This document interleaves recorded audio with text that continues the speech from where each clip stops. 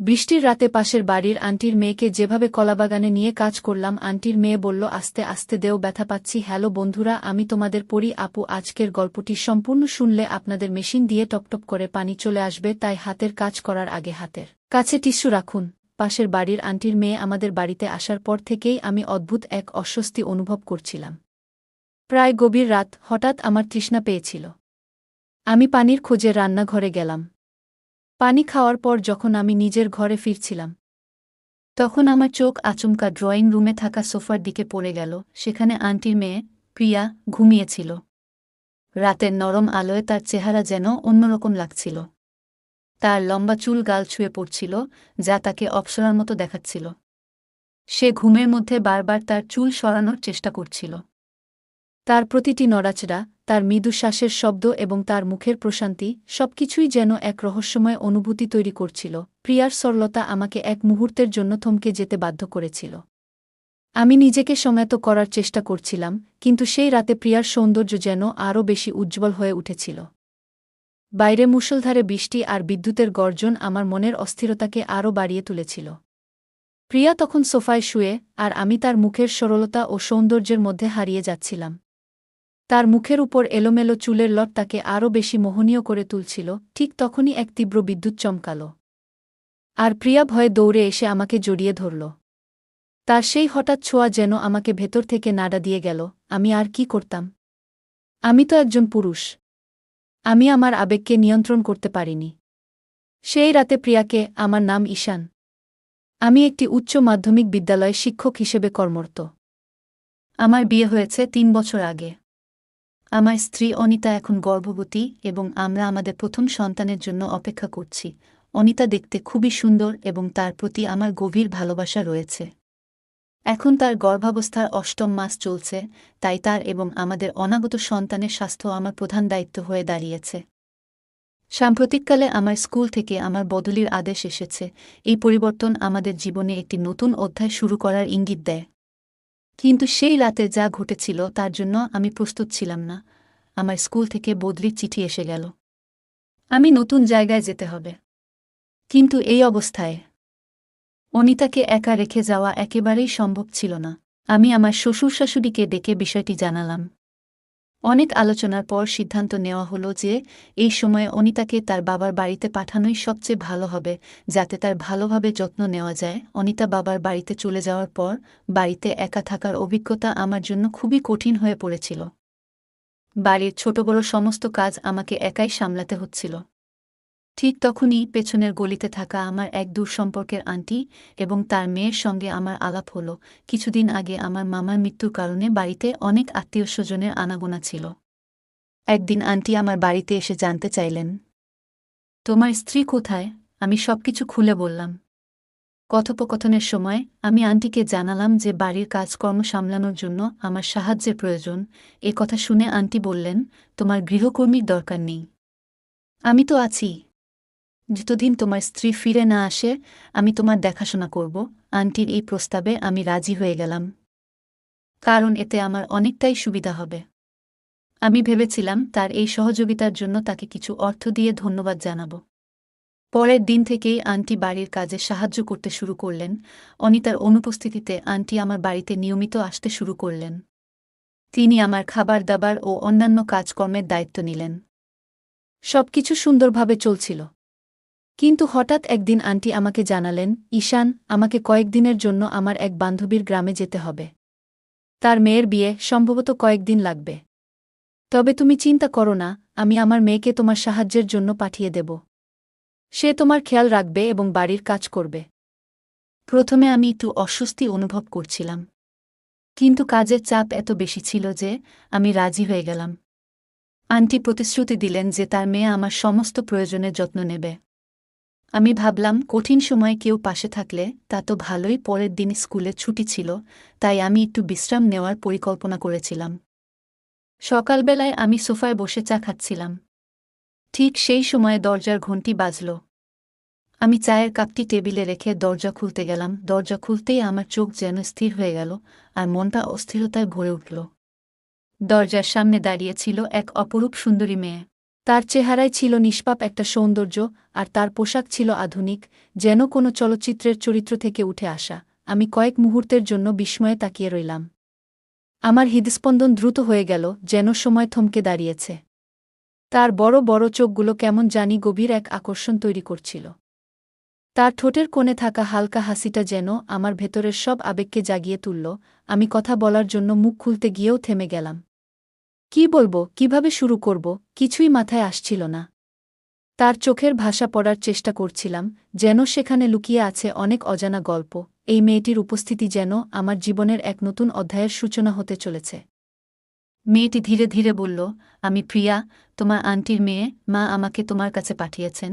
তার কণ্ঠস্বর যেন মনের মধ্যে এক অন্যরকম অনুভূতি সৃষ্টি করল। আমার হুঁশ ফিরে আসতেই আমি প্রিয়াকে ভেতরে আসতে বললাম এবং গভীরভাবে শ্বাস নিলাম। আন্টির মেয়ের কথা শুনেছিলাম আগে, কিন্তু এই প্রথম তার মেয়েকে দেখলাম। প্রিয়া ঘরে ঢুকে চারদিকে একটু তাকালো, তারপর আমার দিকে ফিরে বলল, আপনি কি কাজগুলো করতে বলবেন? আমি তাকে বসতে ইশারা করলাম এবং ধীরে ধীরে বাড়ির কাজগুলো কিভাবে করতে হবে তা বোঝাতে শুরু করলাম। বুঝিয়ে দেওয়ার সময় আমি লক্ষ্য করলাম সে খুবই বুদ্ধিমতী এবং কাজগুলো দ্রুত বুঝে নিচ্ছে। তবে আমার মনে একটি প্রশ্ন ঘুরপাক খাচ্ছিল। আমি একটু সাহস নিয়ে জিজ্ঞাসা করলাম, প্রিয়া, তুমি তো বেশ বড় হয়েছ, তাহলে এ ধরনের শর্ট ড্রেস কেন পরেছ? আমার প্রশ্ন শুনে সে কিছুটা অবাক হলেও মুচকি হেসে বলল, এখনকার দিনে শহরে এমন পোশাকই পরা হয়। আর আমি বেশিরভাগ সময় বাড়িতেই থাকি, বাইরে যাওয়া হয় না।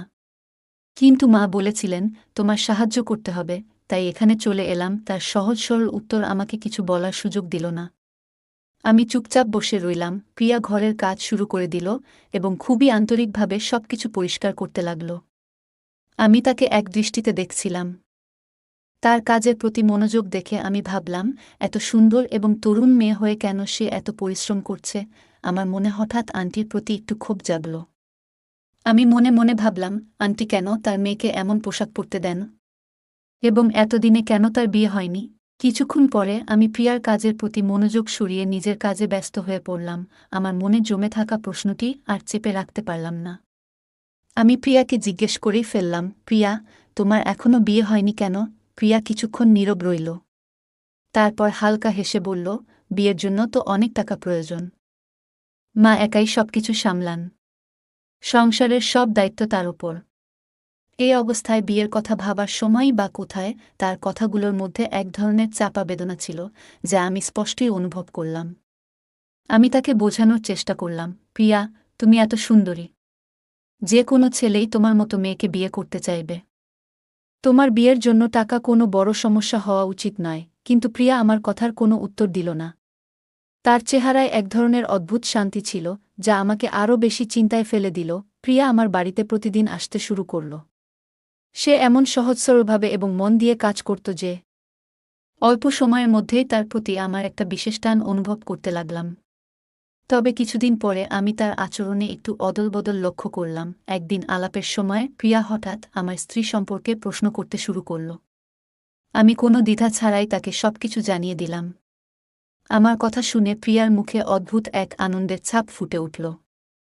তার চোখমুখে যেন একটা আলাদা উজ্জ্বলতা দেখা দিল। মনে হচ্ছিল সে খুশি এই ভেবে যে অনিতা আরও কয়েক মাস বাড়ি ফিরছে না। এরপর থেকে প্রিয়ার আচরণ আরও অদ্ভুত হয়ে উঠল।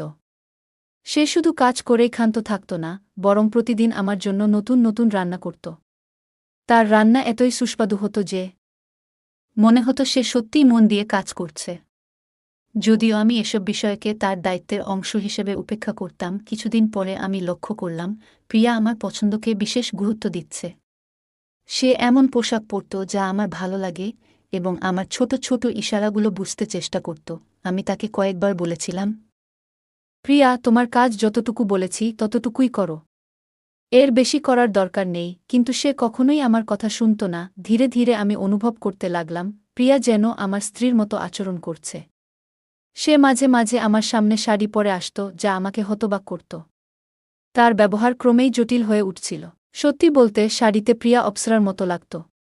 তার সৌন্দর্য আমাকে ধীরে ধীরে আকর্ষণ করতে শুরু করেছিল, কিন্তু মনের এক কোণে অনিতার স্মৃতি আমাকে সবসময় সতর্ক করত। মনে হচ্ছিল ভালোবাসা আর অপরাধবোধের মাঝখানে আমি হারিয়ে যাচ্ছি। প্রিয়া তার চুলে গোলাপ লাগাতে শুরু করেছিল। তার চুল থেকে গোলাপের মৃদু সুগন্ধ ভেসে আসছিল, যা পুরো ঘরটিকে সুরভিত করে তুলছিল। সে যখনই আমার কাছাকাছি আসত, সেই সুগন্ধ যেন আমাকে আবিষ্ট করে রাখত। আমি চোখ বন্ধ করলেই তার মুখের ছবি ভেসে উঠত, আর মনে হতো আমি এক রঙিন স্বপ্নের জগতে হারিয়ে গেছি। প্রিয়ার হাসি ছিল মায়াবী, যেন কোনো রহস্য লুকিয়ে আছে সেখানে। তার চোখের দিকে তাকালে মনে হতো তারা কিছু বলতে চাইছে, কিছু না বলা কথা যা আমার হৃদয়কে নাড়া দিয়ে যাচ্ছিল। আমি নিজের মনকে শান্ত করার চেষ্টা করছিলাম, কিন্তু তার উপস্থিতি যেন সব প্রতিরোধ ভেঙে দিচ্ছিল। প্রিয়ার এই পরিবর্তিত রূপ আমাকে ক্রমশই বিভ্রান্ত করে তুলছিল। মনে হচ্ছিল আমি এমন এক অনুভূতির দোলাচলে আটকে পড়েছি, যেখান থেকে বেরিয়ে আসা অসম্ভব। একদিন আমি প্রিয়ার সঙ্গে কথায় কথায় তার মায়ের বিষয়ে জিজ্ঞাসা করলাম। আমি বললাম, প্রিয়া আন্টি কবে ফিরবেন? প্রিয়া একটু থেমে জবাব দিল, যে বিয়ের জন্য মা গ্রামে গেছেন, সেই বিয়েটা এখনও হয়নি। হয়তো আরও কিছুদিন লাগবে। তার কথা শুনে আমি কিছুক্ষণ চুপ করে রইলাম। এই সময়ে প্রিয়ার আচরণ এবং তার প্রতি আমার অনুভূতি আমাকে ভাবতে বাধ্য করছিল। প্রিয়া জানাল যে তার মাকে আরও কিছুদিন গ্রামে থাকতে হবে। আমি বললাম, ঠিক আছে, তবে মাকে বলো যেন তাড়াতাড়ি ফিরে আসেন। তার জবাব আমার কাছে ঠিকঠাক লাগল। কিন্তু এরপর থেকে প্রিয়ার আচরণ যেন আরও বদলে গেল। প্রিয়া এখন প্রতিদিন শাড়ি পরে আসত। শাড়ির সঙ্গে তার চুলে গোলাপ লাগানো থাকত, যা তাকে আরও আকর্ষণীয় করে তুলত। সে ঘরের কাজ এমনভাবে করত যে মনে হতো এটা শুধু কাজ নয়, বরং আমার কাছে আসার একটা চেষ্টা। তবে তার এই পরিবর্তন সত্ত্বেও আমার মনের একটা বড় অংশ অনিতার কথা মনে করিয়ে দিত। অনিতার সরলতা, তার প্রতি আমার দায়িত্ববোধ, সবকিছুই আমাকে সবসময় সচেতন রাখত। প্রিয়ার এই ব্যবহার আমাকে দ্বিধাগ্রস্ত করে তুলেছিল। আমি বুঝতে পারছিলাম আমার এই অবস্থান ঠিক কিভাবে সামলানো উচিত। প্রিয়ার প্রতি আমার অনুভূতিগুলো সবসময় আমাকে তার ব্যাপারে ভুল চিন্তা থেকে বিরত রাখত। একদিন আমি প্রিয়াকে বললাম, তুমি যদি সম্পূর্ণ পোশাক পরে আসতে তাহলে ভালো হতো। আমি ছোট পোশাকে তোমার সামনে কিছুটা অস্বস্তি অনুভব করি। তবে প্রিয়া আমার এই অনুরোধকে খুব একটা গুরুত্ব দিল না। সে সবসময় আত্মবিশ্বাসে পূর্ণ থাকত, যেন তাকে কেউ থামাতে পারবে না। তার আচরণ ও পোশাকে এমন একটা আত্মপ্রত্যয়ের ঝলক থাকত, যেখানে নিজের জন্য সে কোনো সীমাবদ্ধতা দেখতে পেত না। কিন্তু একদিন এমন একটি ঘটনা ঘটল, যা আমার পুরো জীবন বদলে দিল। আমি আজও সেই দিনের কথা মনে করে অবিশ্বাসে ভুগি। সেদিন প্রিয়া তার প্রতিদিনের মতো সেদিন সব কাজ শেষ করে বাড়ি ফেরার প্রস্তুতি নিচ্ছিল সে। ঠিক তখনই আচমকা মুষলধারে বৃষ্টি শুরু হল। বৃষ্টিটা এতটাই প্রবল ছিল যে বাইরে বের হওয়া একেবারে অসম্ভব হয়ে পড়েছিল। প্রিয়ার কাছে ছাতাও ছিল না, আর তার বাড়ি ছিল অনেক দূরে। পরিস্থিতি দেখে আমি তাকে বললাম, প্রিয়া, আজ রাতটা তুমি এখানেই থেকে যাও। এত প্রবল বৃষ্টিতে বাইরে যাওয়া নিরাপদ নয়। সে প্রথমে একটু দ্বিধায় পড়েছিল, কিন্তু পরে আমার কথা মেনে নিল। আমি তাকে বোঝালাম যে তোমার মা গ্রামে আছেন এবং তোমার বাড়িতেও কেউ নেই, তাই এখানেই থাকা তোমার জন্য সঠিক হবে। প্রিয়া রাজি হয়ে রান্নাঘরে গেল এবং আমাদের জন্য খাবার প্রস্তুত করতে লাগল। যখন খাবার প্রস্তুত হল, তখনও বৃষ্টি আরও তীব্র হয়ে চলেছিল। আমরা একসঙ্গে খাবার খেলাম। প্রিয়ার স্বভাব খুবই সহজ সরল এবং প্রাণবন্ত ছিল। তার এই আচরণ আমার মনের দ্বিধাগুলো অনেকটাই কমিয়ে দিল। খাওয়ার পর আমি তাকে বললাম, তুমি হালের সোফায় ঘুমিয়ে পড়ো, আর আমি আমার ঘরে ঘুমাচ্ছি। দিনভর কাজের ক্লান্তিতে সে দ্রুত ঘুমিয়ে পড়ল। আমি নিজের ঘরে গিয়ে মোবাইলে কিছু দেখতে শুরু করলাম, কিন্তু মনটা শান্ত ছিল না। প্রিয়ার উপস্থিতি আমাকে অদ্ভুতভাবে অস্থির করছিল। রাত প্রায় মাঝখান, হঠাৎ পিপাসা পেল। আমি রান্নাঘরে গিয়ে পানি খেলাম। ফিরে আসার সময় হঠাৎ চোখ গেল সোফার দিকে। যেখানে প্রিয়া ঘুমাচ্ছিল, রাতের নরম আলো তার মুখ একদম ভিন্ন দেখাচ্ছিল। সে যেন কোনো অপ্সরা। তার লম্বা চুল গাল ছুঁয়ে পড়ছিল, আর ঘুমের মধ্যেই বারবার চুল সরানোর চেষ্টা করছিল। তার প্রতিটি নড়াচড়া, মৃদু নিঃশ্বাসের শব্দ আর মুখের সরলতা আমাকে থমকে দিয়েছিল। আমি নিজেকে সামলানোর চেষ্টা করলাম, কিন্তু সেই রাতে প্রিয়ার সৌন্দর্য যেন আরও বেশি উজ্জ্বল হয়ে উঠেছিল। বাইরে বৃষ্টির শব্দ আর বিদ্যুতের ঝলকানি আমার মনে অদ্ভুত এক ঝড় তুলেছিল। বাইরে মুষলধারে বৃষ্টির শব্দ আর বিদ্যুতের ঝলকানি যেন আমার অস্থিরতাকে আরও বাড়িয়ে তুলছিল। প্রিয়া তখন সোফায় শুয়েছিল। আমি তার মুখের সরলতা আর সৌন্দর্যের মাঝে যেন হারিয়ে গিয়েছিলাম। তার মুখে ছড়িয়ে থাকা চুলের কয়েকটি এলোমেলো লট তাকে আরও আকর্ষণীয় করে তুলেছিল। হঠাৎ একটি প্রচণ্ড বজ্রপাত হল। ভয়ে প্রিয়া দ্রুত উঠে দাঁড়াল এবং আতঙ্কে আমাকে জড়িয়ে ধরল। তার এই অপ্রত্যাশিত স্পর্শ যেন আমাকে ভেতর থেকে নাড়া দিয়ে গেল। আমি তার পিঠে হাত রেখে তাকে শান্ত করার চেষ্টা করলাম। সেই মুহূর্তে তার উপস্থিতি আমার মনের গভীরে এক অদ্ভুত অনুভূতির জন্ম দিয়েছিল। আমি নিজেকে স্থির রাখার চেষ্টা করছিলাম, কিন্তু তার চোখের ভয় এবং আমাদের এত কাছে থাকার অভিজ্ঞতা আমার ভেতরের ইচ্ছেগুলোকে আরও জাগিয়ে তুলছিল। বাইরে ঝড়ের গর্জন চলছিল, কিন্তু আমার মনের ভেতরে চলছিল আরেক রকমের অস্থিরতা। আমি তাকে সান্ত্বনা দিতে আলতোভাবে কাছে টেনে নিলাম। সে ভয়ে আরও বেশি করে আমাকে আঁকড়ে ধরল। মনে হচ্ছিল আমাদের দুজনের অস্তিত্ব যেন এক হয়ে যাচ্ছে। বৃষ্টির ধারাপাত অবিরাম চলছিল, থামার কোনো লক্ষণ দেখা যাচ্ছিল না। তার উষ্ণতা আমাকে সেই অনুভূতিগুলোর কথা মনে করিয়ে দিচ্ছিল, যা আমি বহুদিন ধরে নিজের মধ্যে লুকিয়ে রেখেছিলাম। হঠাৎ প্রিয়া নিচু স্বরে বলল, ঈশান, তোমাকে প্রথম যেদিন দেখেছিলাম সেদিন থেকেই আমি তোমাকে পছন্দ করি। তাই আমি সবসময় তোমার কাছাকাছি থাকার অজুহাত খুঁজতাম। তার কথাগুলো আমার হৃদয়ে এক অদ্ভুত ঝাঁকুনি দিল। সে এতটা খোলামেলা তার অনুভূতি প্রকাশ করছিল, আর আমি নিজেকে সংগত রাখার জন্য লড়াই করছিলাম। সেই রাতে আমরা দুজনই একে অপরের উপস্থিতিতে হারিয়ে গিয়েছিলাম। বৃষ্টি ধীরে ধীরে থেমে গিয়েছিল। প্রিয়া আমার কাছ থেকে একটু দূরে সরে গিয়ে শান্তভাবে ঘুমানোর চেষ্টা করল। কিন্তু আমার মধ্যে তখন অপরাধবোধ আর নানা চিন্তার ঢেউ উঠছিল। সারা রাত আমি জেগেছিলাম, নিজের ভেতরে চলমান দ্বন্দ্বের সঙ্গে লড়াই করছিলাম। ভোরবেলা যখন ঘুম ভাঙল, আমি দেখলাম প্রিয়া এখনও আমার পাশে ঘুমিয়ে আছে। আমার হৃদয় তখন জোরে ধুকপুক করছিল। দ্রুত নিজেকে সামলে নিয়ে আমি ধীরে ধীরে প্রিয়াকে সরিয়ে দিলাম এবং ঘর থেকে বেরিয়ে এলাম। আমার মন তখন হাজারো প্রশ্নে জর্জরিত। সেই রাতের ঘটনাগুলো আমাকে এক অদ্ভুত দ্বিধার মাঝে ফেলে দিয়েছিল। আমি তখন গভীর চিন্তায় ডুবেছিলাম। মনে প্রশ্নের ঝড় উঠেছিল, যদি অনিতা সবকিছু জানতে পারে, তবে সে কি ভাববে? সে কি আমাকে ক্ষমা করতে পারবে? আমাদের সন্তান, যে শিগগিরই এই পৃথিবীতে আসবে, সে কি কখনো তার বাবাকে সম্মানের চোখে দেখবে? আত্মীয় স্বজন আর সমাজ কি বলবে? আমি কি আমার পরিবার আর দায়িত্বের কথা ভুলে গেছি? এই সমস্ত প্রশ্ন আমার মনে যেন এক বিশাল বোঝার মতো চেপে বসেছিল। আমি নিজেকে দোষারোপ করতে শুরু করলাম। ভেতরে ভেতরে কষ্টে জর্জরিত হয়ে পড়ছিলাম। কিছুক্ষণ পর প্রিয়া স্নান সেরে আমার ঘরে প্রবেশ করল। তার মুখ ছিল শান্ত, কিন্তু তার চোখে এক অদ্ভুত অনুভূতির ছাপ স্পষ্ট ছিল। সে মাথা নিচু করে বলল, ঈশান, গত রাতে যা ঘটেছে, আমি কখনোই তা ভুলতে পারব না। তার কথাগুলো শোনার পর আমি আরও বেশি অপরাধবোধে ভুগতে লাগলাম। মনে হচ্ছিল আমি যেন নিজের ভুলের ভার সইতে পারছি না। আমি আরও বেশি অস্থির হয়ে পড়লাম। তাড়াতাড়ি বললাম, প্রিয়া, আমাকে ক্ষমা করে দাও। এটা সব আমার দোষ। আমার এমন করা উচিত ছিল না। কিন্তু প্রিয়া আমার কথা মাঝপথে থামিয়ে দিয়ে বলল, থামো ঈশান, তোমাকে ক্ষমা চাইতে হবে না। দোষ আমারই ছিল। আমি যেদিন থেকে তোমার বাড়িতে এসেছি, তুমি কখনো আমাকে ভুল চোখে দেখোনি। তোমার এই ব্যবহারই আমাকে মুগ্ধ করেছে। সে আরও বলল, তুমি একদিন আমাকে ছোট পোশাক না পরে পুরো পোশাক পরতে বলেছিলে। এই কথা আসলে আমার মা বলার কথা ছিল, কিন্তু তুমি সেটা বলেছ আমার সম্মানের কথা ভেবে। তুমি সবসময় আমার ভালোর কথা ভেবেছ, আর এটাই আমাকে তোমার দিকে আকৃষ্ট করেছে। তার এই কথাগুলো শুনে আমি আরও বেশি অস্বস্তিতে পড়ে গেলাম। আমি বুঝতে পারছিলাম না তার কথার কি জবাব দেব। প্রিয়া আরও বলল, ঈশান, আমি এখানে তোমার সঙ্গে একা থেকেও কখনোই তোমার কাছ থেকে কোনো খারাপ আচরণ পাইনি। এটাই আমাকে বিস্মিত করেছে। আমি তোমার স্ত্রীকে নিয়ে অনেকবার ভাবতাম এবং মনে মনে তার প্রতি ঈর্ষান্বিত হতাম। তাই আমি তার সম্পর্কে সব জানতে চেয়েছিলাম এবং তার মতো হওয়ার চেষ্টা করছিলাম। শাড়ি পরা, চুলে ফুল গুজে রাখা, সবই তোমার মনোযোগ আকর্ষণ করার জন্য ছিল। কিন্তু তবুও তুমি আমাকে কখনোই অন্যভাবে দেখোনি।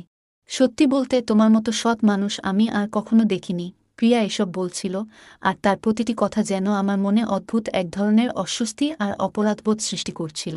আমি তখন অপরাধবোধে ডুবে গিয়েছিলাম, ঠিক যেন কোনো দোষী ব্যক্তি। কিছুক্ষণ চুপ থাকার পর আমি বললাম, প্রিয়া, আমাকে ক্ষমা করে দাও। যা হয়েছে তা ভুলে যাও। আমি তোমাকে কিছু টাকা দেব। কাল থেকে তুমি আমার বাড়িতে আর আসবে না। প্রিয়া শান্ত গলায় বলল, ঈশান, আমি কোনো টাকা চাই না। যা ঘটেছে তা শুধু আমাদের মধ্যে থাকবে। তুমি নিশ্চিন্ত থাকো। আমি কখনো কাউকে কিছু বলবো না। তোমার স্ত্রীকেও এই বিষয়ে কিছু জানতে দেব না। আমি তোমার সংসার ভাঙতে চাই না। যা হয়েছে তাতে আমি তোমার মতোই দায়ী ঈশান, চিন্তা করো না। এই কথা বলে প্রিয়া চলে গেল। তারপর থেকে আমি কয়েক দিনের জন্য স্কুলে যাওয়া বন্ধ করে দিলাম। বাড়িতেই সময় কাটাতে লাগলাম, কারণ কোথাও মন বসছিল না। এরপরে প্রিয়া আর কখনো আমার কাছে আসেনি। এমনকি আন্টিও কয়েক দিনের জন্য আসা বন্ধ করে দিলেন। সময় ধীরে ধীরে কেটে যাচ্ছিল। একদিন হঠাৎ আমার স্ত্রী ফোন করল। সে বলল, তুমি বাবা হয়েছ।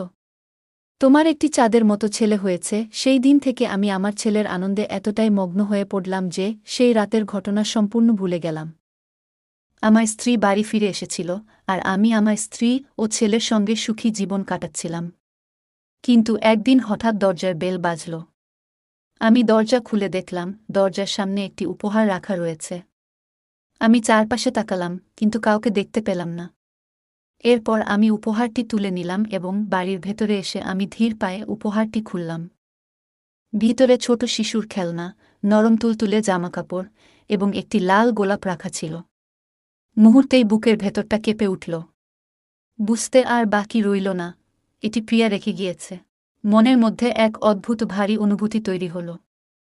স্মৃতিগুলো চোখের সামনে ভেসে উঠতে লাগল। তার হাসি, তার ছোঁয়া, আর সেই দিনগুলোর কথাগুলো মনে পড়তে লাগল। ঠিক তখনই আমার স্ত্রী জিজ্ঞাসা করল, এই উপহারটি কে রেখে গেল? আমি চুপ করে দাঁড়িয়ে রইলাম। চোখ পড়ল উপহারের সঙ্গে রাখা একটি চিঠির দিকে। হাত কাঁপতে কাঁপতে চিঠিটি তুললাম এবং পড়তে শুরু করলাম। চিঠিতে আমার ছেলের জন্য শুভকামনা জানানো হয়েছিল। প্রতিটি শব্দ যেন আমার হৃদয়কে টেনে বের করে আনছিল। কিন্তু প্রেরকের নামের জায়গাটি ফাঁকা ছিল। মনে হচ্ছিল সেই ফাঁকা জায়গা যেন প্রিয়ার অস্তিত্বের ছায়া হয়ে রয়ে গেছে। আমি স্ত্রীর দিকে তাকিয়ে হাসির আড়ালে চোখের জল লুকিয়ে বললাম, এটি হয়তো কেউ শুভেচ্ছা পাঠিয়েছে। সে কিছু বলতে যাচ্ছিল, কিন্তু ঠিক তখনই আমাদের ছেলে জোরে কেঁদে উঠল। স্ত্রী সবকিছু ভুলে তাড়াতাড়ি ছেলের কাছে ছুটে গেল। আমি এক মুহূর্ত দাঁড়িয়ে রইলাম।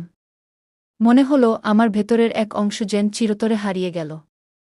এরপর থেকে আমি আর কখনো প্রিয়াকে দেখতে পাইনি। সে তার কথা রেখেছিল। নিজেকে হারিয়ে আমার সংসারকে সুখ এবং শান্তির আশ্রয় দিয়েছিল। আমি জানি কোথাও না কোথাও থেকে সে এখনও আমাদের দেখে হাসছে। বন্ধুরা, এই ছিল আজকের গল্প। যদি এই গল্পটি ভালো লেগে থাকে তাহলে দয়া করে ভিডিওটি লাইক, শেয়ার এবং আমাদের চ্যানেলটি সাবস্ক্রাইব করুন। পাশে থাকা বেল আইকনটি প্রেস করুন, যাতে করে আমরা যখনই নতুন ভিডিও আপলোড করি তার নোটিফিকেশন সবার আগে আপনার কাছে পৌঁছে যায়। ধন্যবাদ। দেখা হবে আমাদের পরবর্তী ভিডিওতে।